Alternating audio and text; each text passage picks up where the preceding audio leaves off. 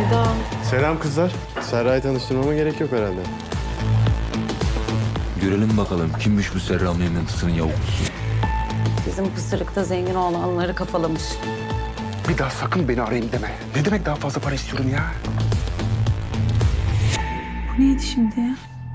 Kime para yediriyorsun İhsan? Keşke şu anda yanımda olsaydın. Keşke.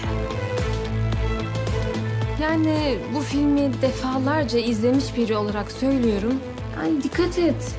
Kaptırma kendini, tamam? Üzülürsün. Sol Yanım yeni bölümüyle Perşembe Star'da.